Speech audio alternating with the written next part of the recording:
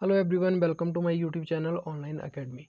तो आज की इस वीडियो में हम डिस्कस करने वाले हैं मिडेवल हिस्ट्री के बारे में। थोड़ा सा हम देखेंगे कि मिडेवल हिस्ट्री का कौन कौन से टॉपिक हमें बचे हैं और उनके बारे में हम डिस्कस करेंगे। तो जैसा कि मैंने आपको कहा था कि हम जो है मिडेवल हिस्ट्री को 3 भागों में बांटते हैं, पूर्व मध्यकाल, उसके बाद मैंने कहा था सल्तनत काल और मुगल काल।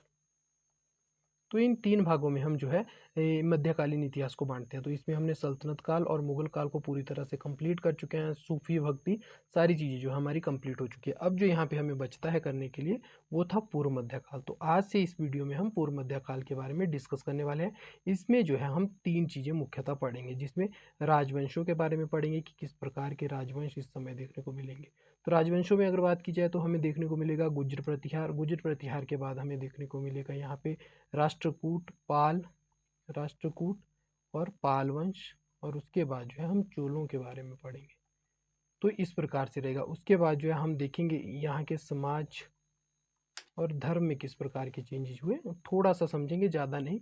और उसके बाद जो है आगे बढ़ेंगे और इसके बाद आगे जो देखेंगे हम कि किस प्रकार से जब ये राज्य टूटेंगे तो इन राज्यों के टूटने के बाद जो छोटे छोटे राज्य बनेंगे उसके बारे में हम सारी चीज़ें डिस्कस करने वाले हैं। थोड़ा सा मैं आपको मैप के थ्रू सारी चीज़ें समझाऊंगा और उसके बाद जो है नोट्स भी प्रोवाइड करवाऊंगा। तो इस तरह से हम इस टॉपिक को जो है काफ़ी अच्छे से समझने वाले हैं। हाँ, थोड़ा बोरिंग हो सकता है क्योंकि मध्यकालीन इतिहास अब इस दौर में पहुंच चुका है जहाँ पे आपको बोरियत महसूस होना शुरू हो चुकी होगी, लेकिन ये वाला जो चैप्टर है इससे आपको काफ़ी ज़्यादा क्वेश्चन आएंगे। राजपूतों का उद्भव इस काल में हुआ, तो ये सारी चीज़ें आपको समझनी पड़ेगी। तो ये सारी चीज़ें जो है आपको करनी ही पड़ेगी क्योंकि यहाँ से एग्ज़ाम में क्वेश्चन आ रहे हैं और कम से कम 2 क्वेश्चन तो यहाँ से आ ही रहे हैं। तो ये ध्यान रखिएगा कि जहाँ से 2 क्वेश्चन बहुत ज़्यादा होते हैं, अंतिम जो मेरिट डिसाइड होती है वो 2 क्वेश्चन काफ़ी ज़्यादा इंपॉर्टेंट फैक्ट या इंपॉर्टेंट रोल प्ले कर सकते हैं आपके सिलेक्शन में। तो चलिए देखते हैं पूर्व मध्यकाल के बारे में। तो पूर्व मध्यकाल में अगर बात की जाए तो सबसे पहले पूर्व मध्यकाल में हम देखेंगे कि देखिए, भारत को समझने से पहले या भारत में उस दौरान क्या हो रहा था उसे समझने से पहले हमें आवश्यकता है कि किसी प्रकार से यूरोप में क्या चीज़ें घटित हो रही थी, तो उससे थोड़ा सा समझ लिया जाए। तो देखिए, यूरोप में इस दौरान क्या था कि 6ठी शताब्दी तक हमें देखने को मिलेगा। 6ठी शताब्दी तक क्या देखने को मिलेगा कि जो पश्चिम वाला यूरोप है, पश्चिम यूरोप हमें देखने को मिलेगा और पूर्वी यूरोप 2 भागों में बंट चुका है। यहाँ पे क्या देखने को मिलेगा कि जो जर्मन लोग थे वो यहाँ पश्चिमी यूरोप, जो रोम जिसकी राजधानी थी, इसकी राजधानी जो है आपको कुंस्तुनतुनिया देखने को मिलेगी। ये लिखने की आपको बिल्कुल भी आवश्यकता नहीं है, बस थोड़ी सी आपकी कनेक्टिविटी बन सके चीज़ों से, उसके लिए मैं आपको बता रहा हूँ। तो यहाँ पे आपको पश्चिमी रोम देखने को मिलेगा और यहाँ पे कुंस्तुनतुनिया, और यहाँ पे आपको देखने को मिलेगा कि किस प्रकार से यहाँ पे जो है धीरे धीरे जो जर्मन लोग हैं वो यहाँ अटैक करते हैं और ये पश्चिम रोम छोटे छोटे हिस्सों में टूटना शुरू हो जाता है। और जो रोम के लोग थे वो कुंस्तुनतुनिया की ओर बढ़ना शुरू करते हैं। तो रोम अब बिल्कुल डार्क एज में चला जाता है। फिर धीरे धीरे ये 10वीं 11वीं शताब्दी के आसपास जो है पुनः रिवाइव करना शुरू करेगा। और कुंस्तुनतुनिया में क्या होगा, जो यहाँ के विद्वान लोग थे वो कुंस्तुनतुनिया को काफ़ी ज़्यादा कहेंगे समृद्ध बनाना शुरू कर देंगे और सारी चीज़ें आपको देखने को मिलेगी। और इससे क्या होगा कि कुंस्तुनतुनिया जो पूर्वी रोमन साम्राज्य था उसका प्रभाव पूरे विश्व में आपको देखने को मिलेगा। भारत के साथ इसका व्यापारिक संबंध देखने को मिलेंगे, अन्य चीज़ें आपको देखने को मिलेगी। तो इस प्रकार की जो है यूरोप में कुछ परिस्थितियाँ होती है कि पश्चिमी साम्राज्य टूट चुका है और पूर्वी साम्राज्य जो है आपको देखने को मिलेगा कि इसके साथ व्यापार और बाकी चीज़ें बेहतरीन तरीके से होने लगती है। अगर आपको वाकई में इसके बारे में डिटेल से जानना है तो यहाँ पे, क्योंकि ये टीजीटी का कोर्स है, तो इसमें आपको इतनी डिटेल में जानने की कोई आवश्यकता नहीं है। हम सिर्फ सिलेबस को ही यहाँ पे जो जिस प्रकार से सिलेबस है आपका उसी अकॉर्डिंग हम टच देने की ट्राई करेंगे कि कितनी सी पृष्ठभूमि आपको पता होनी चाहिए चीज़ों की। लेकिन अगर आपको वाकई में डीप जानना है इसके बारे में तो मैंने यूजीसी नेट का एक कोर्स लॉन्च कर रखा है, उसमें आप देख सकते हैं कि कितने डीपली जो है सारी चीज़ें आपको कवर की गई है। अगर आप उसमें इंटरेस्टेड है तो देख लीजिएगा। तो चलिए आगे बढ़ते हैं, यूरोप से आगे की तरफ बढ़ते हैं और यूरोप से आएंगे हम अरब वर्ल्ड पे। तो अरब वर्ल्ड के बारे में थोड़ा सा देख लेते हैं। तो अरब वर्ल्ड में इस समय आपको क्या देखने को मिलेगा कि ये जो है अरब वर्ल्ड है, ये अरब वर्ल्ड है। और ये जो है, एक सेकेंड, यहाँ पे थोड़ा सा जो है, या एक सेकेंड फिर से इसको रीड्रॉ करते हैं। यहाँ पे आपको देखने को मिलेगा कि ये जो है अरब वर्ल्ड है, तुर्की वाला इलाका। और ये जो है अरेबियन प्रायद्वीप आपको देखने को मिलेगा, ईरान पाकिस्तान वाला इलाका, भारत, भारत के बाद आगे बांग्लादेश वाला इलाका, म्यांमार। और ये देखने को मिलेगा दक्षिण पूर्व चीन, दक्षिण पूर्वी एशिया, माफ़ कीजिएगा, ये वाला जो है ऐसे हिंद चीन प्रायद्वीप, और ऊपर को आपको देखने को मिलेगा चीन वाला इलाका, फिर रशिया, और इस तरफ से आपको देखने को मिलेगा। इस प्रकार से जो है आपको देखने को मिलेगा कि ये एशिया का मैप है। यहाँ पे आपको क्या देखना है कि इस समय क्या था, अरब वर्ल्ड के बारे में बात करते हैं। तो यहाँ अरेबियन जो मरुस्थल है, अरेबियन द्वीप है, प्रायद्वीप है, उसके आसपास की बात हो रही है। तो इस समय क्या था कि जब 6ठी-7वीं शताब्दी के बारे में बात की जाती है, तो उस दौरान आपको देखने को मिलेगा कि जो अरब वर्ल्ड है वो छोटे छोटे कस्बों में बंटा हुआ है, छोटे छोटे कस्बों में बंटा हुआ है, एक दूसरे के जानी दुश्मन है, और देखने को मिलता है कि एक दूसरे से लड़ते झगड़ते रहते हैं, बिल्कुल बर्बर तरीके से जंगली किस्म से रहते थे। तो यहाँ पे आपको देखने को मिलेगा मोहम्मद हजरत साहब क्या करेंगे, इस्लाम की स्थापना करेंगे, और इस्लाम जो है इस प्रकार से आपको देखने को मिलेगा कि इस्लाम इन जगहों को इस प्रकार से जोड़ना शुरू करेगा कि बगदाद में खलीफा बैठेंगे, और खलीफा जो है काफ़ी बड़ा साम्राज्य अपना विस्तार करेंगे, साम्राज्य बड़ा बनाना शुरू करेंगे। और इस समय आपको देखने को मिलेगा कि उनका दक्षिण में अफ्रीका वाले इलाके में काफ़ी प्रभाव हो जाता है। तो इस प्रकार से इस्लाम फैलना शुरू होता है, और इस्लाम से आपको देखने को मिलेगा कि अरब वर्ल्ड में जब इस्लाम प्रसार हो रहा था, उसी दौरान आपको देखने को मिलेगा यहाँ पे कि भारत के सिंध वाले इलाके में, भारत का जो सिंध वाला क्षेत्र है, यहाँ आपको देखने को मिलेगा कि एक आक्रमण होगा। आक्रमण किसका होगा, वो होगा मोहम्मद बिन कासिम का आक्रमण।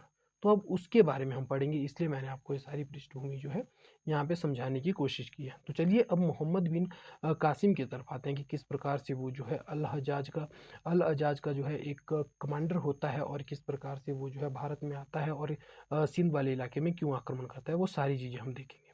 तो चलिए आगे बढ़ते हैं और देखते हैं मोहम्मद बिन कासिम का भारत पर आक्रमण। तो इस दौरान क्या होता है, एक्चुअल में कहानी समझिएगा कि क्यों इसने भारत पर आक्रमण किया था। तो ये जो है भारत का सिंध वाला इलाका रहेगा उस समय, क्योंकि ये भारत के अंतर्गत ही आता था, तो इसलिए जो है भारतीय उपमहाद्वीप के अंतर्गत आता था, इसलिए हम इससे शुरुआत देखते हैं। तो आपको देखने को मिलेगा कि इस दौरान क्या होता है, यहाँ पे खलीफा जो है बगदाद में बैठे हुए हैं, और यहाँ पे जो श्रीलंका का राजा है वो उनके लिए कुछ गिफ्ट भेजता है, लेकिन यहाँ पे सिंध वाले इलाके के आसपास खंबात की खाड़ी के ऊपर जैसे जो है डाकुओं के द्वारा लूट लिया जाता है।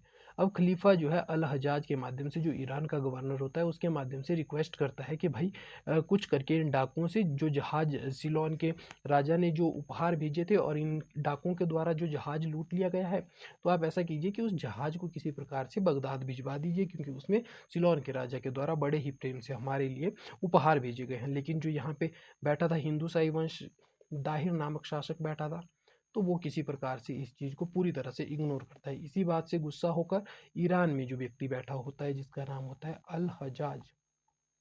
अल हजाज क्या करेगा, भारत पर आक्रमण करने के लिए मोहम्मद बिन कासिम को भेजेगा। और मोहम्मद बिन कासिम नाम सुनने में बड़ा है, लेकिन इसकी आयु मात्र 17 वर्ष थी। 17 वर्ष में मतलब मान के चलिए हम कॉलेज कर रहे होते हैं, और ये व्यक्ति जो है इस दौरान भारत पर आक्रमण कर चुका था। तो आक्रमण का कारण हमने देखा, समुद्री डाकू अरब व्यापारियों का जहाज लूट लिया, जिसमें मुस्लिम महिलाएं और बच्चे भी थे। ये भी माना जाता है, और ये भी माना जाता है कि जो है खलीफा के लिए सिलोन के राजा या श्रीलंका के राजा के द्वारा गिफ्ट्स भेजे गए थे, और महिलाएं और बच्चे भी थी। तो सारी कहानियां हैं, या किस प्रकार से जो कारण है वो यही था कि मेनली अरब व्यापारियों का जहाज लूट लिया गया था। जब उसमें क्या था क्या नहीं, ये चीज़ें तो इतिहास के पन्नों में या इतिहास में ही दफन हो गई है। तो चलिए आगे देखते हैं कि इसके बारे में क्या इंपॉर्टेंट फैक्ट रह सकते हैं। तो हजाज बिन यूसुफ ने सिंध के राजा दाहिर से सहायता मांगी, पर उसने इनकार कर दिया। इस समय वालिद नामक खलीफा बैठे थे। यहाँ पे हजाज की हमने बात की, अल हजाज यही है ईरान का गवर्नर, इराक का गवर्नर कहे, और वालिद जो है खलीफा देखने को मिलेगा इस दौरान। तो इसने जो है खलीफा ने हजाज के माध्यम से रिक्वेस्ट करवाई थी। तो इस प्रकार से इसके बाद हजाज ने अपने भतीजे मोहम्मद बिन कासिम, भतीजा हो, दामाद हो, या सेनापति हो, कुछ भी हो, ये तीनों था। तो ये सारी चीज़ें आपको देखने को मिल सकती हैं। सैन्य अभियान के लिए भेजा। मोहम्मद बिन कासिम केवल 17 वर्ष का था जब उसने अभियान किया। मोहम्मद बिन कासिम एक अरब सेनापति था, जिसने भारत सिंध पर चढ़ाई करने के लिए भेजा गया था। उसने बलूचिस्तान को पार कर सिंध में प्रवेश किया। बलूचिस्तान क्या है, तो एक बार फिर से जो है हम ड्रॉ करेंगे यहाँ पे मैप। तो इस प्रकार से जो है तुर्की वाला इलाका, और यहाँ पे आपको देखने को मिलेगा बलूचिस्तान वाला इलाका, जो ऑपरेशन सिंदूर था उसके दौरान काफ़ी ज़्यादा जो है सुर्खियों में रहा था। तो ये इस तरफ से भारत वाला क्षेत्र इस प्रकार से आपको देखने को मिलेगा कि ये सारा जो है भारत का इलाका है, और यहाँ पे पाकिस्तान का जो हिस्सा देखने को मिलेगा, वहाँ का ये वाला क्षेत्र जो है बलूचिस्तान के नाम से जाना जाता है। जब इस दौरान सिंध, और ये वाला सिंध के नाम से जाना जाता है, सिंध और बलूचिस्तान। तो जब सिंध आएगा तो बलूचिस्तान ऑब्वियसली रास्ते में आने वाला है, तो बलूचिस्तान को पार कर सिंध में प्रवेश किया था। तो ये चीज़ें आप मेंशन कर सकते हैं। पहला बड़ा युद्ध जो है दाइबुल का युद्ध होता है। दाइबुल पर कब्जा कर एक विशाल मंदिर को मस्जिद में बदला था। ये एक इम्पॉर्टेंट फैक्ट हो सकता है, पहली बात। दूसरा जो इम्पोर्टेंट फैक्ट हो सकता है, सबसे महत्वपूर्ण युद्ध राजा दाहिर के साथ हुआ था और राबर या रावण का युद्ध हुआ था। ये चीज़ आप याद रखिएगा, 20 जून 1712 में ये युद्ध हुआ था। तो पूछा जा सकता है आपसे डेट, तो डेट को ध्यान रखिएगा। राजा दाहिर युद्ध में मारा गया था। तो ये कॉन्सेप्ट आपके याद रखने लायक है। दो चीज़ें आपको जो है, एक्चुअल में ये पीडीएफ जो है यूजीसी नेट वालों के लिए था, लेकिन क्योंकि समय की शॉर्टेज थी उसके कारण मुझे जो है आपको आपके साथ जो है यही पीडीएफ डिस्कस करना पड़ रहा है। लेकिन आप देखिएगा कि इसमें वही चीज़ें हम नोट करेंगे जो हमारे लिए इंपॉर्टेंट होगी। तो खलीफा बदलने के बाद उसे वापस बुला लिया गया। तो ये चीज़ें जो है आपको ज़्यादा याद करने की ज़रूरत नहीं है। और जितना भी मैंने एक्स्ट्रा फैक्ट ऐड करे थे वो जो है आपके साथ मैं नहीं करूँगा, क्योंकि इतना इंपॉर्टेंट वो नहीं होते। उसे कैद कर लिया गया और उसकी देखने को मिलेगा कि कम उम्र में मृत्यु हो गई। माना जाता है कि सुलेमान नामक जो खलीफा था 20 वर्ष की आयु में इसको जो है वापिस बुलाकर इसकी हत्या सुलेमान खलीफा ने करवा दी थी 20 वर्ष की आयु में। उसके बाद देखते हैं शासन व्यवस्था किस प्रकार की रही। तो मोहम्मद बिन कासिम ने सिंध में इस्लाम शासन स्थापित किया था। जजिया टैक्स, भारत में सबसे पहले जजिया किसने लगाया था, तो वो व्यक्ति यही है। ये भी कॉन्सेप्ट याद रखिएगा कि मोहम्मद बिन ने सिंध में जो है इस्लाम को स्थापित किया था। और जजिया देखा जाए तो जजिया को लाने वाला पहला जो मुस्लिम शासक था वो यही था, मोहम्मद बिन कासिम।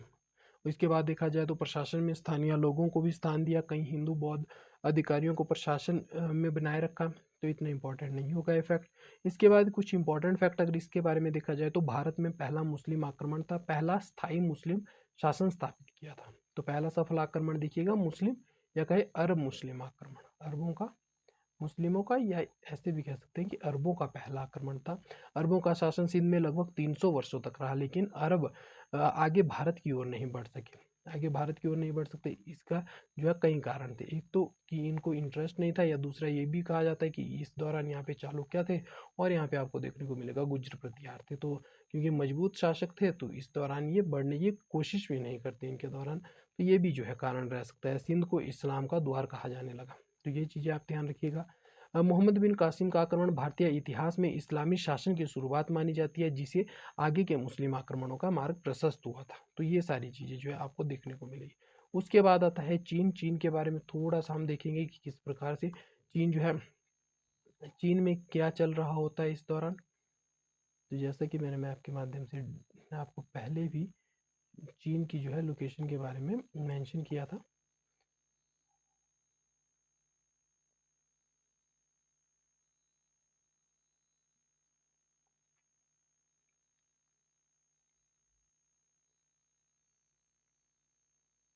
इस दौरान हम देखेंगे कि यहाँ जैसे हिंद चीन क्षेत्र और इस प्रकार से ऊपर वाला इलाका, तो ये वाला क्षेत्र जो है इस तरफ वाला क्षेत्र जिसे चीन के नाम से जाना जाता है, ये वाला सारा क्षेत्र जो है चीन के नाम से जाना जाता है।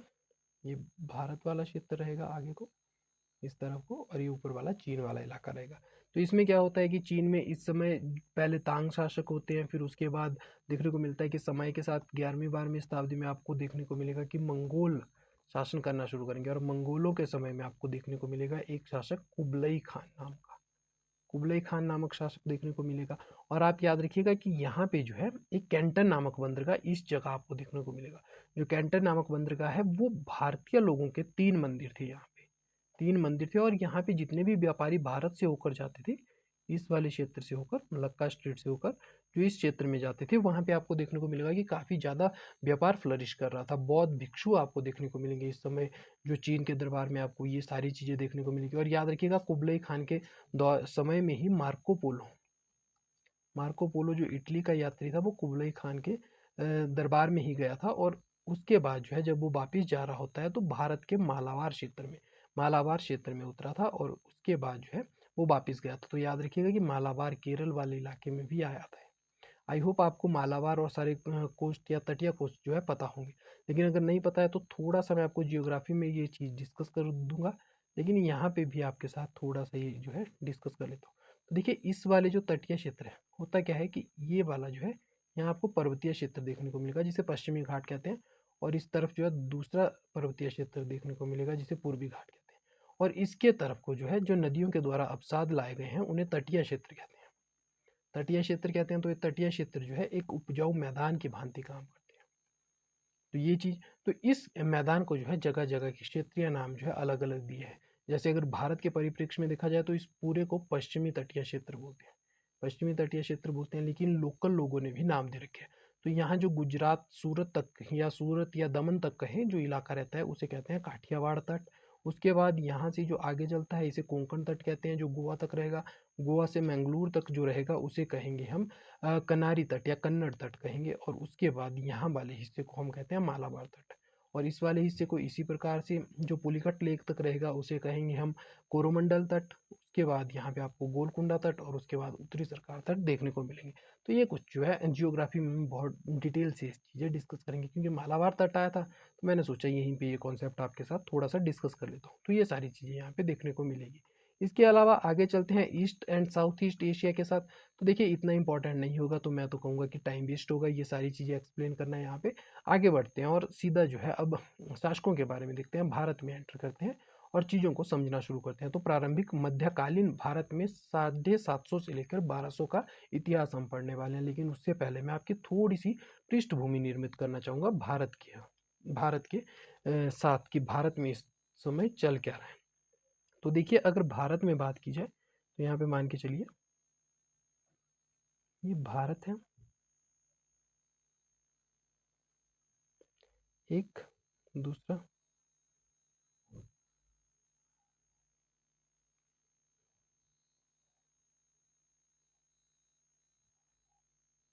तो ये जो है भारतीय क्षेत्र है। तो इस समय आपको क्या देखने को मिलेगा, ये मान के चलिए कि ये जो है 600 से लेकर 700 ईस्वी तक का, फिर 700 से आके या 750 से मान के चलिए 750 से लेकर जो है 1100 ईस्वी तक का ये, और 1100 से लेकर 1206 ईस्वी का आपको ये मैप होगा। तो इसमें हम उसी प्रकार से डिस्कस करेंगे। तो देखिए यहाँ पे क्या देखने को मिलेगा आपको, इस वाले हिस्से में यहाँ हर्षवर्धन शासन कर रहा था। उसके बाद जितने भी आपको शासक देखने को मिलेंगे उनके दौरान जो है ये उत्तर वाला हिस्सा जो है हर्षवर्धन और उसके उत्तराधिकारियों के अंतर्गत रहता है। उसी दौरान 600 से 700 ईस्वी के दौरान हमें देखने को मिलेगा कि यहाँ पे जो है बातापी में शासन कर रहे हैं चालुक्य, और यहाँ पे आपको देखने को मिलेगा पल्लव शासन कर रहे हैं। तो ये चीज़ होगी। उसके बाद आपको यहाँ पे देखने को मिलेगा कि जब हम यहाँ से आगे बढ़ेंगे और 150 साल आगे जाएंगे तो आपको देखने को मिलेगा कि धीरे धीरे ये साम्राज्य टूट चुका होगा। यहाँ पे आपको देखने को मिलेगा गुज्जर प्रतिहार। अब हम जो है ये प्राचीन काल का, जो प्राचीन इतिहास में हम ये चीज़ें कवर करेंगे, लेकिन ये वाली चीज़ें हम प्राचीन इतिहास में कवर करेंगे। जो आज हम कवर करेंगे वो इससे आगे वाला हिस्सा होगा। तो यहाँ पे आपको देखने को मिलेंगे गुज्जर प्रतिहार। गुज्जर प्रतिहार, यहाँ आपको पाल वंश दिखाई देगा, यहाँ आपको दिखाई देगा चालुक्य, सॉरी राष्ट्रकूट आपको दिखाई देंगे, और यहाँ पे दिखाई देंगे आपको पल्लव, और बाद में जो है इन्हें रिप्लेस करते हुए दिखाई देंगे चोल। तो इस प्रकार से जो है ये बात रहती है। 9वीं से 12वीं शताब्दी तक आपको चोल दिखाई देंगे। तो ये सारी बात रहती है। और जब जो है 1100 ईस्वी मतलब लगभग 400 वर्ष आगे जंप किया जाए तो आपको देखने को मिलेगा पुनः यहाँ पे डिवाइडेशन शुरू हो जाएगा। और यहाँ पे क्या देखने को मिलेगा, गुज्र प्रतिहारों वाला इलाका आपको देखने को मिलेगा चाहमानों में टूट गया। फिर ऊपर तोमर दिखाई देंगे आपको, यहाँ सेन वंश दिखाई देगा। उसी प्रकार से यहाँ पे परमार दिखाई देंगे।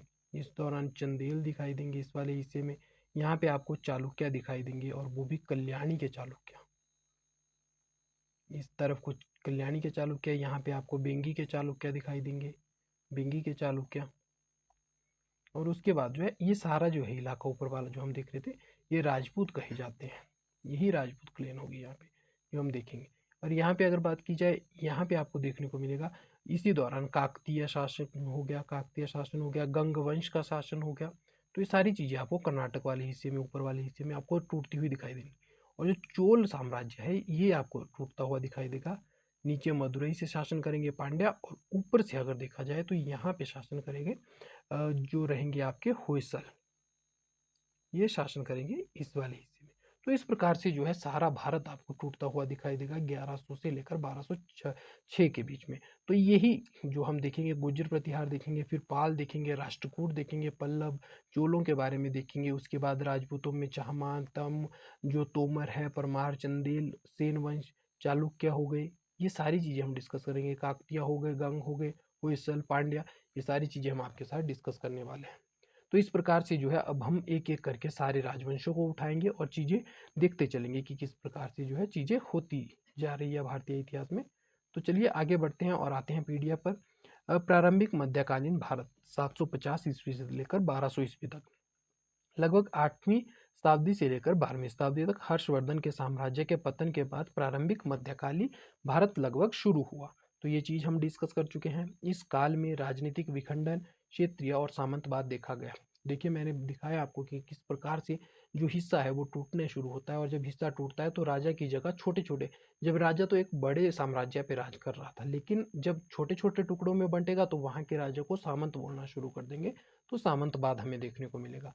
प्रमुख राजवंशों की अगर बात की जाए तो वही इस दौरान 1100 तक हमें देखने को मिलेंगे। अब आगे तो 1279 तक भी है सबसे लेट जो चोल रहेंगे, लेकिन आपको देखने को मिलेगा कि लगभग 1100 के आसपास इनमें भी डिक्लाइन होना शुरू हो जाता है। देखिए 4 वंशों के बारे में हम पढ़ेंगे मुख्यतः, जो 750 से लेकर 1000 या 1100 तक जो भी हम वंश कंप्लीट करेंगे उसमें 4 का है, 4 महत्वपूर्ण वंश पढ़ेंगे। एक प्रतिहार हो गया, पाल वंश हो गया, राष्ट्रकूट वंश हो गया और चोल वंश हो गया। तो ये मुख्यतः रहेंगे और इनका टाइम पीरियड जो है इस प्रकार से रहेगा, 730 से 1036 तक, 750 से 1150 तक, 752 से 973 तक और 850 से लेकर 1279 तक। तो ये सारी चीज़ें जो है हमने मैप के थ्रू भी देख ली थी कि पाल वंश कहाँ था, बंगाल बिहार के इलाके में था, दक्षिणी भारत के इलाके में राष्ट्रकूट थे। तो ये सारी चीज़ें मैं आपके साथ डिस्कस कर चुका हूँ। चलिए आगे बढ़ते हैं और देखते हैं इनके बारे में इंपॉर्टेंट चीज़ें क्या क्या हो सकती हैं। तो सबसे पहले आता है प्रतिहार वंश, गुज्र प्रतिहार वंश 730 से लेकर 1036 ईडी तक। गुज्र प्रतिहार वंश ने 8वीं सदी से लेकर 11वीं सदी तक पश्चिमी भारत, उत्तर भारत के बड़े भाग पर शासन किया। इसके प्रमुख शासकों में देखिए हरिश्चंद्र वैसे तो संस्थापक माने जाते हैं, लेकिन आप जो है अपने पेपर के अकॉर्डिंग संस्थापक इसे मानिए, इसमें विवाद है। तो ये क्योंकि यूजीसी नेट में डिस्कस कर चुका हूँ कि यूजीसी नेट वालों के लिए ये पीडीएफ स्पेसिफिकली बनाया गया था, लेकिन क्योंकि आपके साथ मुझे अर्जेंट ये चीज़ें डिस्कस करनी थी और पीडीएफ मेरे पास मौजूद नहीं था, इसलिए जो है इसी पीडीएफ के साथ मैं सहारे आपको चीज़ें एक्सप्लेन करने की कोशिश कर रहा हूँ। तो यहाँ पे नागभट्ट प्रथम को हम जो है पहला संस्थापक मानेंगे। उसके बाद जो है महत्वपूर्ण शासक रहेगा वत्सराज, और उसके बाद जो है इसके अलावा वत्सराज के बाद हम देखेंगे महिर भोज एक महत्वपूर्ण शासक आएगा। उसके बाद महेंद्र पाल प्रथम आएगा और लास्ट में जाकर जो है त्रिलोचन पाल देखेंगे, और फिर यशपाल अंतिम शासक, जो ज्ञात शासक है वो यशपाल रहेगा। तो दो चीज़ें आपको देखनी है, एक संस्थापक जो मैंने आपके साथ डिस्कस किया नागभट्ट के रूप में, और यशपाल हम देखेंगे अंतिम शासक के रूप में। और 11वीं शताब्दी में जो है इस शासन का, इस वंश का अंत हो जाता है। तो ये कुछ चीज़ें जो है इसके बारे में देखते हैं। अभी एक एक करके थोड़ा सा राजाओं के बारे में जान लेते हैं। तो जैसा कि मैं डिस्कस कर रहा था कि कहीं कहीं जो है हरिश्चंद्र को कुछ अभिलेखों में फर्स्ट रूलर माना जाता है। नागभट्ट प्रथम की बात की जाए तो 730 से लेकर 756 के बीच में था। नागभट्ट प्रथम को संस्थापक भी माना जाता है और इसने अरब आक्रमणकारियों को हराकर पश्चिमी भारत की रक्षा की थी। तो मैंने आपके साथ अभी डिस्कस किया था कि क्यों जो है सिंध से आगे नहीं बढ़ पाए थे, सिंध से आगे क्यों बढ़ नहीं पाए थे भारत की ओर। जो अरब आक्रमण थे मोहम्मद बिन कासिम ने जो किया था, उसके बाद जो 300 वर्षों तक सिंध इनके कंट्रोल में रहा, तो क्यों भारत की ओर नहीं बढ़ पाए थे। तो यहाँ पे गुज्जर थे, गुज्जर प्रतिहार, और यहाँ पे चालुक्य वंश देखने को मिलता है। तो यहाँ पे 730 में चालुक्यों ने हरा दिया था और इसने भी, नागभट्ट प्रथम ने भी इनको हराया था। तो इस प्रकार से चीजें आपको देखने को मिली। फिर आता है वत्सराज।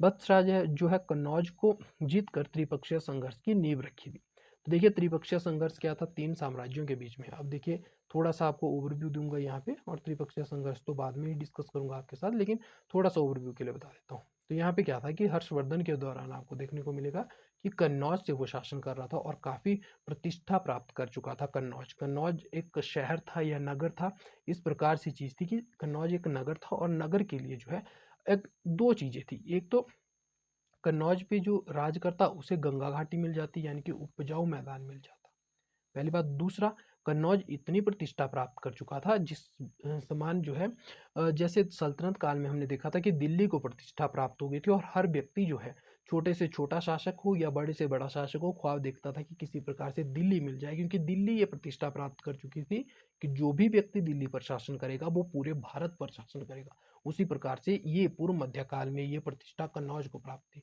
तो ये तो महत्वाकांक्षाओं की प्राप्ति के लिए कि एक दबदबा बनेगा अन्य राजाओं पर कि भाई कन्नौज से शासन कर रहा है तो ये व्यक्ति जो है पूरे बहुत बड़े इलाके पर शासन करने का अधिकारी है। तो उस प्रकार से चीज़ थी। तो आपको देखने को मिलेगा कि कन्नौज के लिए जो है गुर्जर प्रतिहारों में लड़ाई होगी, पाल में लड़ाई होगी, पाल वंश में लड़ाई होगी और राष्ट्रकूटों में लड़ाई होगी। तो देखेंगे हम कि पाल जो है कभी पाल उस पर शासन धर्मपाल अटैक करेगा तो गुर्जर प्रतिहारों का वत्सराज उसे हराएगा। फिर किस प्रकार से धारावर्ष या ध्रुव आएगा, फिर उसे वापस जाना पड़ेगा। तो ये सारी चीज़ें हम डिस्कस करेंगे। लेकिन छोटी जो मतलब एक ओवरव्यू त्रिपक्षीय संघर्ष क्या था। त्रिपक्षीय संघर्ष ये है कि तीन पक्ष कौन से, गुर्जर प्रतिहार, पाल और राष्ट्रकूट, ये तीन पक्ष जो है संघर्ष कर रहे थे आपस में। तो ये चीज आप यहाँ पे देख सकते हैं कि वत्सराज जो है कन्नौज को जीतकर त्रिपक्षीय संघर्ष की नींव रखी थी। इसके अलावा देखिए तो पालो और राष्ट्रकूटों से संघर्ष हुआ, ये पॉइंट आपको क्लियर होगा। नागभट्ट की बात की जाए तो इसके बारे में जो है आपको देखने को मिलेगा कि कन्नौज को राजधानी बनाया और राष्ट्रकूट राजा गोविंद तृतीय से पराजित हुआ था। ये भी चीज आप याद रखिएगा। फिर आता है महिर भोज। महिर भोज गुर्जर प्रतिहार वंश का सबसे शक्तिशाली शासक था। महिर भोज के शासनकाल में गुर्जर प्रतिहार वंश का स्वर्ण युग कहा जाता है। ये बहुत इंपॉर्टेंट क्वेश्चन है, ये चीज याद रखिएगा, स्वर्ण युग कहा जाता है। उसने प्रतिहार साम्राज्य उसके चरम उत्कर्ष पर पहुंचा है। तो सबसे ऊपर ले जाने वाला कौन था, महिर भोज ही था। लेकिन इंपॉर्टेंट जो है ये वाला फैक्ट रहेगा, स्वर्ण युग। उसके बाद साम्राज्य विस्तार देखा जाए तो एक कहानी के रूप में आप जरूर इसको याद रख सकते हैं, लेकिन वैसे इतना इंपॉर्टेंट नहीं रहेगा। राजस्थान, गुजरात, मध्य प्रदेश तथा उत्तर प्रदेश, बिहार तक का इसने इलाका जीत लिया था। अब एग्जाम पॉइंट ऑफ व्यू से जो इंपॉर्टेंट हो सकता है वो ये है, वैष्णव धर्म का अनुयायी था और इसने जो है अपने आप को आदि बराह की उपाधि दी थी। तो ये चीज आप याद रख सकते हैं। इसके अलावा आगे बात करते हैं तो बराह की छवि वाले सिक्के जारी किए थे और 885 ईस्वी में जो है इसकी मृत्यु हो जाती है। उसके बाद धीरे धीरे वंश में गिरावट आना शुरू होती है, अयोग्य उत्तराधिकारी आना शुरू हो चुके थे, तो वो साम्राज्य टूटना शुरू हो जाता है। फिर हम देखेंगे कि कैसे इनके ही जो ध्वंसावशेष होंगे या कब्र होगी उन्हीं पे जो है धीरे धीरे छोटे छोटे राजपूत शासक अपना साम्राज्य विस्तार करना शुरू करेंगे। तो ये चीज रहेगी। उसके बाद अगर देखा जाए तो सुलेमान, अरब यात्री सुलेमान ने महिर भोज को भारत का सबसे शक्तिशाली शासक लिखा था और उसके पास एक विशाल सेना थी, ऐसा भी कहा था। तो ये चीज याद रखिएगा। इसके अलावा यहाँ पे जो है देखने को मिलेगा कि जो सुलेमान था, सुलेमान तो नहीं कहूंगा, यहाँ पे सुलेमान गलत है। यहाँ पे याद रखिएगा कि जो अल मसूदी था उसने यहाँ पे बात की थी कि जुर्जर प्रतिहार, जुर्जर कहा था और राजा को जो है बोरा कहा था। साम्राज्य को जुर्जर कहा था और राज्य को बोरा कहा था। तो ये अगर आप याद रखना चाहो तो रख सकते हैं। और अल मसूदी ने जो है किंग बोरा कहा था। ये थोड़ा सुलेमान नहीं, जूजर कहने वाला कौन, जूर्ज कहने वाला कौन था, तो वो भी अल मसूदी ही था। ये आप थोड़ा सा यहाँ पे सही कर सकते हैं चीज़ों को। फिर आता है महेंद्र पाल प्रथम। महेंद्र पाल प्रथम जो है मयूरभोज का पुत्र था और इसके समय में कुछ ज़्यादा चीज़ें खास नहीं होती, तो ये याद रखने लायक नहीं है। इसके बाद जो याद रखना है आपको राजशेखर के बारे में। महेंद्र पाल के दरबार में राजशेखर विद्वान था या साहित्यकार था। इसने काव्य मीमांसा और कारपुर मंजरी लिखी थी। तो ये चीज़ें आप याद रख सकते हैं। देखिए मेरी तो मजबूरी है आपको हर चीज़ पढ़ाने की, क्योंकि ऐसा नहीं है मैं आपके साथ कोई भी चीज़ अधूरी नहीं छोड़ सकता, लेकिन आप जो है सिर्फ इंपॉर्टेंट चीज़ें जो है याद करके आगे बढ़ सकते हैं।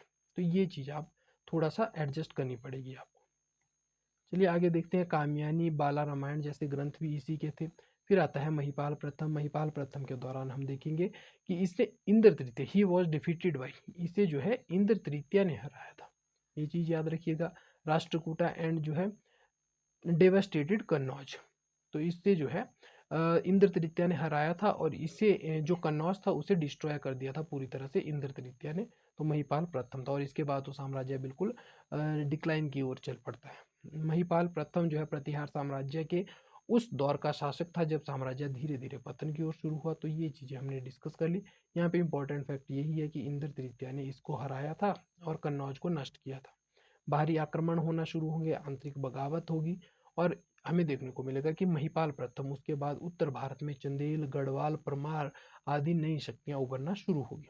तो जैसा कि मैंने कहा गुर्जर प्रतिहार,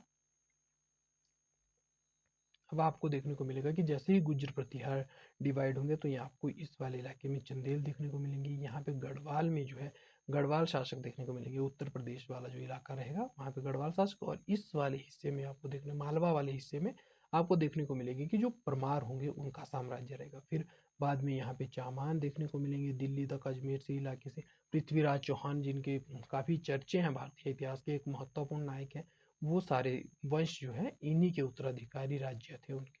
तो ये आप याद रख सकते हैं। उसके बाद यशपाल के बारे में बात की जाए तो ये अंतिम शासक था, तो ये आप चीज़ याद रख सकते हैं।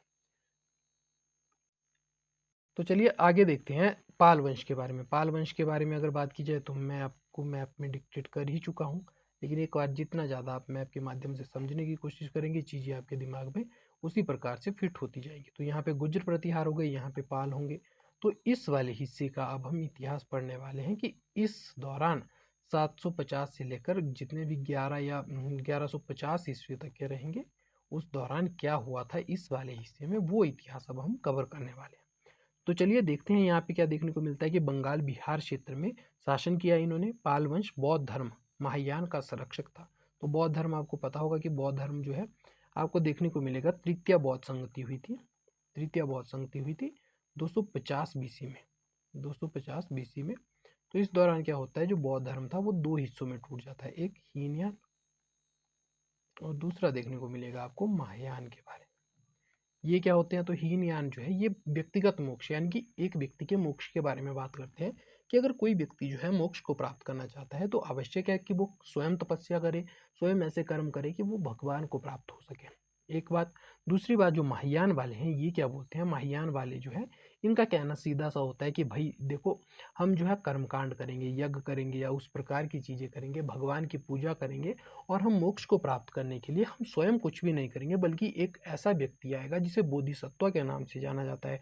इस जो संप्रदाय था महायान, इसमें बोधिसत्व के नाम से जाना जाता है कि बोधिसत्व जो है एक बहुत बड़ा जहाज लेकर आएंगे, वो हम जैसे सब लोगों को उसमें बिठाकर जो है मोक्ष की ओर ले जाएंगे, अपना मोक्ष थोड़ी देर के लिए टाल देंगे और पहले हमें मोक्ष तक ले जाएंगे और उसके बाद स्वयं मोक्ष को प्राप्त होंगे।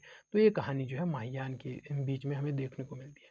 तो ये सारी चीज़ें जो है ये थी। तो जो पाल वंश था वो भी बौद्ध धर्म के महायान को मानता था, महायान संप्रदाय का संरक्षक था, क्योंकि महायान जो है ज़्यादा रूल रेगुलेशन नहीं थे, जिंदगी आसानी से कट सकती थी, और किसी प्रकार से त्याग की बात भी नहीं करता था, क्योंकि हीनयान जो है वास्तविक रूप था, और हीनयान की चीज़ें ही जो है वास्तव में जो बौद्ध या बुद्ध भगवान जिन्हें कहा जाता है उनकी बताई हुई चीज़ें ही हीनयान में थी। तो इस प्रकार से जो है देखने को मिलता है। तो अगर बात की जाए, गोपाल संस्थापक रहेंगे, फिर धर्मपाल हमें देखेंगे, उसके बाद देवपाल के बारे में थोड़ा देखेंगे, और उसके बाद जो है हमें देखने को यहाँ पे मिलेगा नायकपाल या नयपाल, अंतिम शासक इसे भी माना जाता है, और कहीं कहीं मदनपाल भी मेंशन होता है। तो 1130 से 1150 अंतिम शासक। तो ये आप याद रखिएगा, नहीं तो कहीं अगर आपको ऑप्शन में दिया जाए नयपाल तो आप उसको भी याद रख सकते हैं।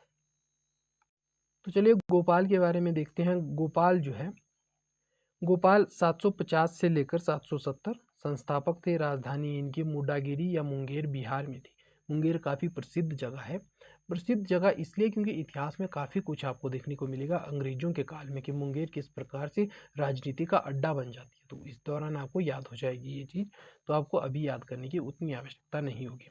उसके बाद देखा जाए तो बंगाल में राजनीतिक अराजकता थी, तो स्थानीय मुखियों ने कहा कि भाई आप जो है गोपाल से कहा कि आप जो है शासक बन जाइए। गोपाल महायान का संरक्षक था। तो ये बात मैं आपके साथ डिस्कस कर चुका हूँ। इसके समय में जो इम्पोर्टेंट चीज़ है याद रखने लायक, वो यही है कि उदंतपुरी बिहार की स्थापना की गई थी इसके दौरान। इसके समय काल में इसने जो है उदंतपुरी बिहार की स्थापना करवाई थी। तो ये इंपॉर्टेंट पॉइंट आपको याद रखना है। उसके बाद अगला शासक आता है धर्मपाल, 770 से लेकर 810 तक, और ये जो है धर्मपाल पाल वंश का द्वितीय शासक था। पाल वंश शक्ति का जो है शक्तिशाली राजा माना जाता है। पाल पाल धर्मपाल ने जो है कन्नौज पर अधिकार किया और स्वयं को भारत का सम्राट कहा। भारत का सम्राट कहा, उत्तर भारत का जो है स्वयं को सम्राट कहा। याद रखिएगा, यहाँ पे इसके दरबार में एक गुजराती कवि होता था, सोठल नाम, सोठल नाम से गुजराती कवि होता था, जिसने इसे उत्तरापत स्वामी की उपाधि दी थी। तो ये चीज़ आप इसके बारे में ध्यान रख सकते हैं। बंगाल बिहार उत्तर प्रदेश तक के साम्राज्य को लेकर गया, महायान बौद्ध धर्म को मानता था। तो ये चीज़ें आपको ज़्यादा इसके बारे में याद करने की आवश्यकता नहीं है। फिर विक्रमशिला विश्वविद्यालय की इसने स्थापना करवाई थी, जो बौद्ध शिक्षा का बहुत बड़ा केंद्र था। सोमपुरा विश्वविद्यालय की भी स्थापना करवाई थी। ये तीन महत्वपूर्ण फैक्ट है इसके बारे में। जिसमें विक्रमशिला की स्थापना करवाई थी, सोमपुरा विश्वविद्यालय की स्थापना करवाई थी और नालंदा को जो है पुनर्जीवित यानी कि उसका पुनरुत्थान करवाया था। कैसे? उसको खर्च चलाने के लिए जो है 200 राज्य और 200 गाय दी थी। वास्तविकता में क्या था, जो नालंदा जैसे विश्वविद्यालय थे या विक्रमशिला जैसे विश्वविद्यालय थे, ये मुफ्त शिक्षा देते थे, यानी कि फ्री में शिक्षा दिया करते थे। तो अब खर्च उठाने के लिए कहाँ से चलेंगे भाई? तो ये गांव जो है इनको खर्च की, वहां से जो आमदनी होगी या जो आपको राजस्व मिलेगा उसके सारा पैसा जो है आप नालंदा के, चाहे वो टीचरों को सैलरी देने की बात हो या अन्य प्रकार से जो भी सुख सुविधाएं या भोजन की व्यवस्था करनी हो, क्योंकि हॉस्टल वाली यूनिवर्सिटीज थी, तो आपको देखने को मिलेगा कि जो भी भोजन की व्यवस्था करनी हो वो सारी राजा इनको कुछ गाँव दे देता था, उसके माध्यम से जो है ये अपना पूरा खर्चा उठाया करते थे। उसके बाद देखने को मिलता है कि कन्नौज के नियंत्रण को लेकर त्रिपक्षीय संघर्ष हुआ था। तो ये थोड़ा सा मैं आपको ओवरव्यू दे चुका हूँ, और जो ज़्यादा डीपली हम पढ़ेंगे तो एक अलग से जब हम आगे देखेंगे त्रिपक्षीय संघर्ष, जब हम गुजरा प्रतिहारा और उसके बाद बात करें पाल वंश, राष्ट्रकूट वंश, इन तीनों को समाप्त कर देंगे, तो उसके बाद हम पूरी तरह से अलग से जो है इस त्रिपक्षीय संघर्ष को देखने वाले हैं। तो आगे चलते हैं और देखते हैं सुलेमान जो है एक अरब यात्री था। इसके बारे में याद रखिएगा कि इसने धर्मपाल को भारत का शक्तिशाली शासक कहा है, भारत का शक्तिशाली शासक कहा है। और कुछ भी इतना इंपॉर्टेंट नहीं मिलेगा आपको यहाँ पे, तो ये चीज़ आपको याद रखने की आवश्यकता नहीं है, केवल इतना ही याद रखिएगा कि धर्मपाल को इसने शक्तिशाली शासक कहा था। और एक याद रखिएगा कि रुहमा कहा था, रुहमा या धर्म कहा था, रोमा धर्म भी कहा था इसी ने धर्मपाल को। और इसका जो वंश वंश का नाम या पाल शासकों का जो नाम रखा था वो भी रोमा या धर्म के नाम पर ही रखा था। तो ये चीज़ आप अगर याद रखना चाहें तो काफ़ी आसानी हो सकती है। और एक और चीज़ अगर आपको याद रखनी होगी तो अरब व्यापारी था सुलेमान, ये चीज़ आप याद रख सकते हैं। आगे चलते हैं देवपाल के बारे में। 810 से लेकर 850 तक हुआ। देवपाल देखिए धर्मपाल के जितना स्ट्रॉन्ग शासक तो नहीं था, लेकिन इसके काल में इसने नीतियाँ कुछ चेंज कर दी थी। नीतियाँ क्या चेंज की थी?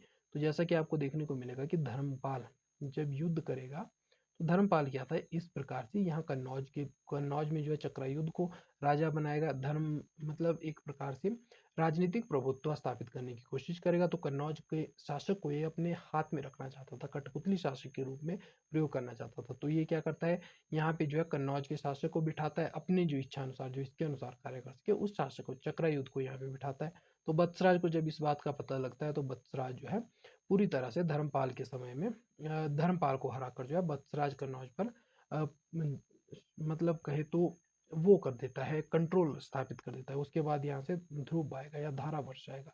फिर आपको देखने को मिलेगा कि धारावर्ष जैसे ही इंस्टेबिलिटी साउथ में होगी तो धारावर्ष यहाँ पे देखने को मिलेगा कि खाली हो जाएगी कन्नौज में फिर से जगह। तो धर्मपाल पुनः उस पर कंट्रोल करने की कोशिश करेगा, और धर्मपाल जब कंट्रोल नहीं कर पाएगा तो उसे नागभट्ट हराएगा, और नागभट्ट हराएगा तो धर्मपाल वापिस इधर जाएगा, नागभट्ट का शासन यहाँ पे हो जाएगा। फिर गोविंद तृतीय आएगा नीचे से, और गोविंद तृतीय जो है इस चीज़ को पुनः समाप्त कर देगा।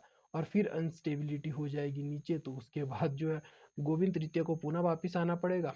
और उसके बाद जो आप देखोगे कि यहाँ पे नागभट्ट जो है पूरी तरह से अपने कंट्रोल में कन्नौज को ले लेता है, लेकिन काफ़ी कमज़ोर जो है इस समय तक देखने को मिलेगा कि सारे तीनों राजवंश लड़ते लड़ते काफ़ी कमज़ोर हो चुके थे।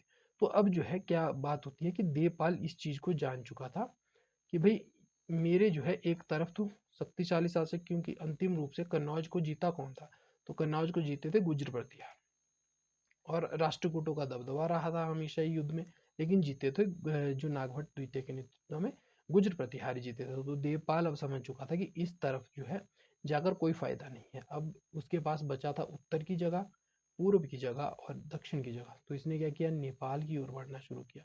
इसने कामरूप असम की तरफ बढ़ना शुरू किया, और यहाँ पे आप देखोगे कि इसने जो है बढ़ना शुरू किया उड़ीसा की तरफ। तो ये सारी चीज़ें आप याद रख सकते हैं।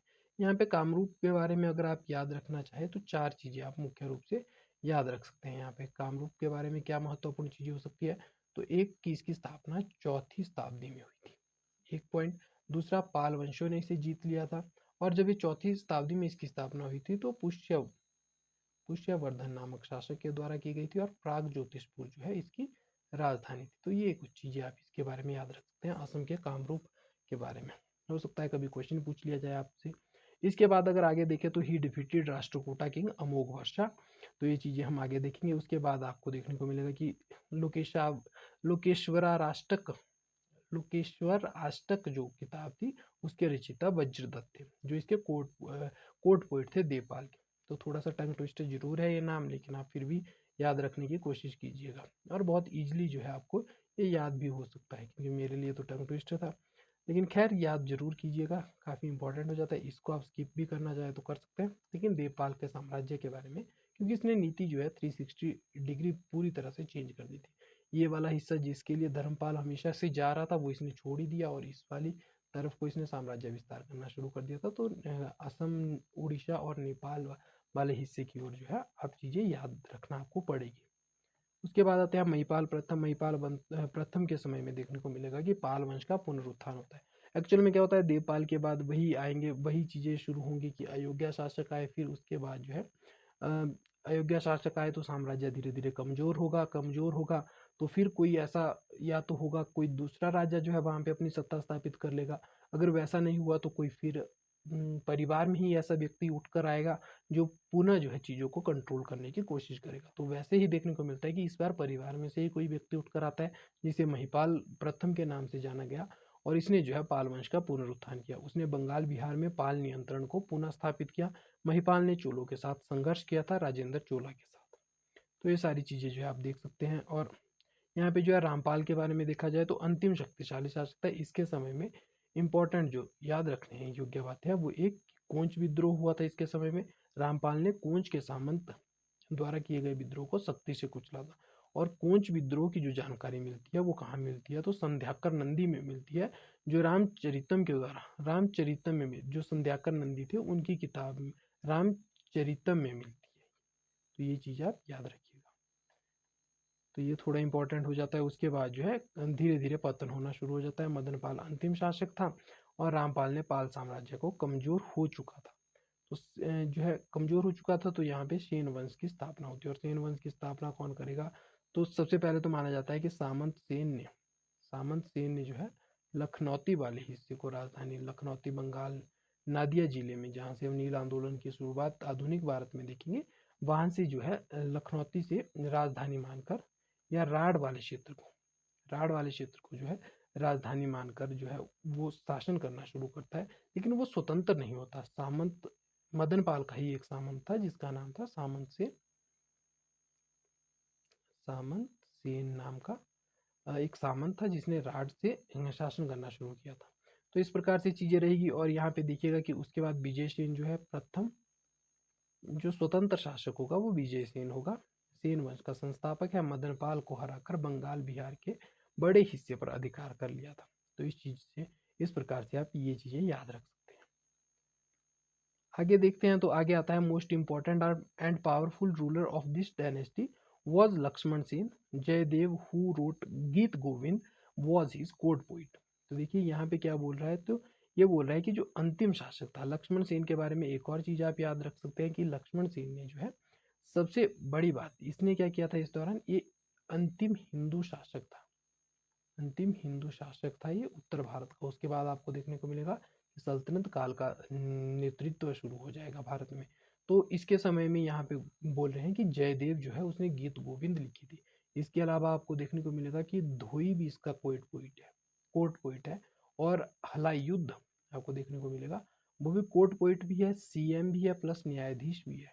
तो इस प्रकार की चीजें देखने को मिलेगी। एक और शासक यहाँ पे आपको देखने को मिलेगा भल्लाल देव के नाम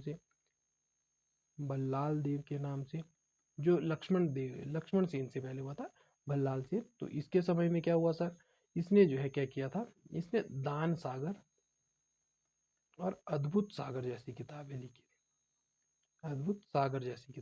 तो ये चीज़ भी आप अपने नोट्स में मेंशन कर सकते हैं। बाकी कुछ इंपॉर्टेंट आपको देखने की आवश्यकता नहीं है इसमें। फिर आता है राष्ट्रकूट वंश के बारे में। राष्ट्रकूट वंश के बारे में देखा जाए तो 735 से लेकर 982 तक की वंश जो है शासन करता है। थोड़ा सा जो है हम यहाँ पे पृष्ठभूमि देख लेते हैं किस प्रकार से रहेगा।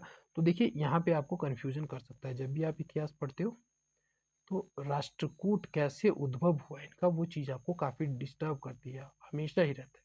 तो इस वाले हिस्से में आपको देखने को मिलेंगे राष्ट्रकूटों का शासक। तो होता क्या है कि इन्होंने जो सत्ता ली थी वो पहले जो है चालुक्य बैठे थे बातापी में। तो आपको देखने को मिलेगा कि जो चालुक्य थे बैठे हुए बतापी नामक जगह पर, उनसे सत्ता लेगा दंती दुर्ग। दंती दुर्ग जो एक राष्ट्रकूट शासक है, और दंती दुर्ग के बाद जो कर्क नामक एक शासक होगा उससे सत्ता छीन लेगा तैलप नामक सामंत, जो भी चालुक्य है। चालुक्य है, लेकिन ये वाले चालुक्य बतापी में बैठे थे, ये वाला जो चालुक्य है आपको देखने को मिलेगा कि ये कल्याणी में बैठा है। इतनी बात, लेकिन एक और चालुक्य देखने को मिलेंगे, बेंगी के चालुक्य। आंध्र प्रदेश वाले इलाके में जो बेंगी के चालुक्य हैं, ये भी आपको इनका अस्तित्व देखने को मिलेगा। और ये जो है राष्ट्रकूटों के समकालीन भी रहते हैं, और राष्ट्रकूटों को समाप्त करने में भी 972 में राष्ट्रकूटों की मान्यखेत राजधानी जो होती है उसको खत्म करने में बेंगी चालुक्य या बेंगी सामंत जो थे उनका बड़ा हाथ था। तो ये तीन चालुक्य की जो है तीन चालुक्य शासक आपको देखने को मिलेंगे इस दौरान। तो बेंगी के चालुक्य, बाताबी के चालुक्य जो दंती दुर्ग से पहले राष्ट्रकूटों से पहले बैठे, और तीसरा तैलप जो मतलब तैलप के नेतृत्व में चालुक्य बैठे कल्याणी में। तो ये तीन आपको देखने को मिलेंगे, पहले पे ये आएगा, दूसरे पे ये रहेगा, और तीसरे पे ये आएगा राष्ट्रकूटों को समाप्त करने के बाद। तो ये जो है कुछ पृष्ठभूमि आपको याद रखनी थी। उसके बाद देखते हैं, राष्ट्रकूट वंश दक्षिण भारत का एक महान साम्राज्य था, लगभग 200 वर्षों तक रहा। दंती दुर्ग 735 से लेकर 756 ईस्वी तक, उसके बाद कृष्ण प्रथम हम देखेंगे, फिर आएगा गोविंद द्वितीय, फिर ध्रुवदेव, फिर गोविंद तृतीय, अमोघ वर्ष, और इसमें ज़्यादा नहीं देखेंगे, यहाँ पे इंपॉर्टेंट शासक इतने ज़्यादा नहीं देखने को मिलते। फिर कर्क, कर्क के समय में माना जाता है कि कर्क की हत्या तैलप ने कर दी थी, और उस प्रकार से यह ऐसा भी माना जाता है कि इंद्रफूर नामक भी एक शासक हुआ था, लेकिन छोटे स्तर पर हुआ था। अगर जैसे मान के चलिए कि मान्यखेत, मान्यखेत जो है राष्ट्रकूटों की राजधानी थी, तो मान्यखेत में बैठा था कर्क। अब कर्क की हत्या कौन कर देगा? तैलप कर देगा। लेकिन क्योंकि मान्यखेत में जो कर्क बैठा है, इसके घर वालों को या इसके जो वंश है उसको पूरी तरह से जनता का सपोर्ट होगा, तभी तो इतने 200 वर्षों से शासन कर पाया इसका जो परिवार था। तो इतनी जल्दी जो है जनता का सपोर्ट उसे प्राप्त नहीं हो सकता तैलप को। तो तैलप क्या करेगा? एक छोटा सा शासक बिठा देगा, इंद्रफूर। इस प्रकार से इंद्रफूर को बिठाएगा, और इंद्रफूर क्या करेगा? जनता विद्रोह भी नहीं करेगी, क्योंकि उसके जो है शासक वैसे ही बना रहेगा इंद्रफूर, लेकिन उसका बड़ा साम्राज्य, बड़ा हिस्सा जो है साम्राज्य का, वो तैलप हड़प लेगा और अपने अंतर्गत जो है शुरू कर देगा शासन करना, जो कल्याणी नामक जगह से। तो इस प्रकार से चीजें कुछ रहती है। अंतिम शासक कौन था? तो इंद्रफूर था। तो ये जो है कॉन्सेप्ट था इसमें। दंती दुर्ग की बात करें तो वंश था, वंश का संस्थापक था, राजधानी मान्यखेत या मालखेड़ थी, महाराष्ट्र के सोलापुर वाले इलाके में ये जगह पड़ती है। दंती दुर्ग ने चालुक्य शासक कीर्तिवर्मन द्वितीय को हरा कर स्वतंत्र साम्राज्य की स्थापना की थी। दंती दुर्ग ने पल्लवों की जो राजधानी थी कांचीपुरम पर हमला किया था, और नंदी बर्मन पल्लव मल के साथ गठबंधन किया था। इतना खास कोई इम्पोर्टेंट है नहीं इसके बारे में याद रखना। एक तो याद रखिएगा कि संस्थापक था, दूसरा मालखेड़ को इसने राजधानी बनाया था, और कीर्तिवर्मन द्वितीय जो चालुक्य शासक था अंतिम, उसको हराया था बतापी के चालुक्य को। और चौथी चीज जो है आप जो नासिका समागढ़ अभिलेख है, इसके बारे में थोड़ी सी चीजें याद रख सकते हैं आप। सर अभिलेख क्या होता है? तो अभिलेख मान के चलिए कि एक प्रकार से क्या होता है, एक शिला, पत्थर पे लिखा हो सकता है, एक प्रकार से जैसे वर्तमान में आपको देखने को मिलेगा कि पंचायतें जब भी कोई कंस्ट्रक्शन का काम करती है तो वहाँ पे एक छोटी सी बोर्ड लगवा देती है, सीमेंट और पत्थरों से बना हुआ, उसी प्रकार का था कुछ। तो उसी प्रकार से जो है उस पर लिखवा दिया जाता था कि इस शासक ने इस दौरान ये उपलब्धियां की थी, या किसी नहर का निर्माण करवाया था, ताकि इतिहास इनको याद रखे। तो वैसे भी अगर आप याद रखना चाहो तो याद रखिएगा कि शासक जो है दो ही चीज़ों के लिए जीता था, एक इतिहास में उसका नाम आ जाए, और दूसरा ऐशो आराम की ज़िंदगी वो चाहता था, तो इसलिए तो राजा बनता था। तो ये कुछ चीज़ें जो होती थी, तो इसी दौरान वो अभिलेख भी जारी करना शुरू करता था कि इतिहास उसे याद रखे, तभी तो हम इसे पढ़ पा रहे हैं आज। तो ये सारी चीज़ें रहती है। फिर आता है कृष्ण प्रथम, इसके बारे में जो है इंपॉर्टेंट चीज़ यही रहती है कि एलोरा जो महाराष्ट्र में एक जगह है, वहाँ पर कैलाशनाथ मंदिर का निर्माण किया था। यह मंदिर एक चट्टान को काटकर, मतलब एक सिंगल पत्थर था उसको काटकर जो है शेप दी गई थी। तो ये आप याद रख सकते हैं। तो इस प्रकार से जो है याद रखिएगा कि कैलाश नाथ का जो मंदिर है वो किसने, कृष्ण प्रथम के द्वारा बनाया गया था। यहाँ पे एक और बात याद रखिएगा, अगर आप कंटिन्यूसली जो है एग्जाम दे रहे हैं टीजीटी का, या आपको कोई एक्सपीरियंस है इस फील्ड का, तो आपको पता ही होगा कि हमीरपुर बोर्ड जब अस्तित्व में था तो उस दौरान वो जो क्वेश्चन पूछा करता था इस वाले सेगमेंट में से, उसके फेवरेट क्वेश्चन थे मंदिर। मंदिर चाहे वो गुज्र प्रतिहारों के अंतर्गत बने हो, चाहे वो राष्ट्रकूटों के अंतर्गत बने हो, या चाहे वो विजयनगर साम्राज्य के अंतर्गत बने हो, चोलों के अंतर्गत बने हो, या पल्लवों के अंतर्गत बने हो, देखेंगे हम इन सारे मंदिरों के बारे में। तो ये चीज़ आप याद रखिएगा इनके बारे में। और देखिए बोरिंग तो है ये टॉपिक, और सबसे ज़्यादा जो टफ टॉपिक है वो यही है। आपको देखने को मिलेगा कि एक के बाद एक, मुगलों में क्या होता है 6 शासक पढ़े नाम याद हो गए, लेकिन इसमें ऐसा नहीं है। यहाँ पे आपको देखने को मिलेगा कि कम से कम 30 से ज़्यादा तो आपको राजवंश ही देखने को मिलेंगे, और 30 से ज़्यादा राजवंश, और उसके बाद अगर 2-2 3-3 शासक भी पकड़ते चले तो कम से कम 90 शासक देखने को मिलेंगे। और वहाँ मुगल काल में क्या हुआ था, एक आपने बाबर पढ़ा, हुमायूं पढ़ा, अकबर, जहांगीर, शाहजहां, और उसके बाद औरंगजेब, खत्म हो गया मुगल काल। तो उस प्रकार से आपको ये वाला टॉपिक ज़्यादा टफ होगा, तो आपको समझते चलना है इसको और कॉन्सेप्ट बिठाते चलना है। और सबसे इंपॉर्टेंट भी यही टॉपिक है, मैं अभी भी आपको ये बात मेंशन कर दूं, इसको स्किप करने की ट्राई बिल्कुल भी मत कीजिएगा। आगे चलते हैं, ध्रुव के बारे में देखते हैं। 780 से लेकर 793 तक वत्सराज प्रतिहार शासक को इसने पराजित किया था। तो ये चीज़ अब आपको क्लियर ही होगी, लेकिन त्रिपक्षीय संघर्ष में चलो एक बार फिर हम इस चीज़ को डिस्कस कर लेंगे। फिर आता है गोविंद तृतीय, 793 से लेकर 814 तक। गोविंद तृतीय को राष्ट्रकूट वंश का सबसे शक्तिशाली शासक माना जाता है। गोविंद तृतीय ने नागभट्ट द्वितीय और धर्मपाल दोनों को पराजित किया था। तो किस प्रकार से, ये मैंने डिस्कस कर लिया है आपको जब मैं सारी चीज़ें धर्मपाल के दौरान पढ़ा रहा था, लेकिन मैं फिर से बोल रहा हूँ कि त्रिपक्षीय युद्ध को हम एक बार फिर समझेंगे, इसलिए मैं फटाफट जो है यहाँ से निकलने की कोशिश कर रहा हूँ, ताकि आपको विस्तार पूर्वक इसके नोट्स भी प्रोवाइड करवाऊंगा और सारी चीज़ें जो है आपके साथ डिस्कस भी करूँगा। फिर आता है गोविंद तृतीय ने अपनी सेना को हिमालय से कन्याकुमारी तक भेजा। यह भारत में उसके प्रभुत्व का प्रतीक था। अमोघ वर्ष के बारे में देखा जाए तो 64 वर्षों तक इसका शासन रहा। इसके अगर देखा जाए इसके समय में जिनसेन और वक्रग्रहाचार्य का अनुयायी था। तो जैन आचार्य जो है, याद रखिएगा कि इसने क्या किया था, जैन धर्म को अपनाया था, जैन धर्म को संरक्षण दिया, जैन धर्म को अपनाया।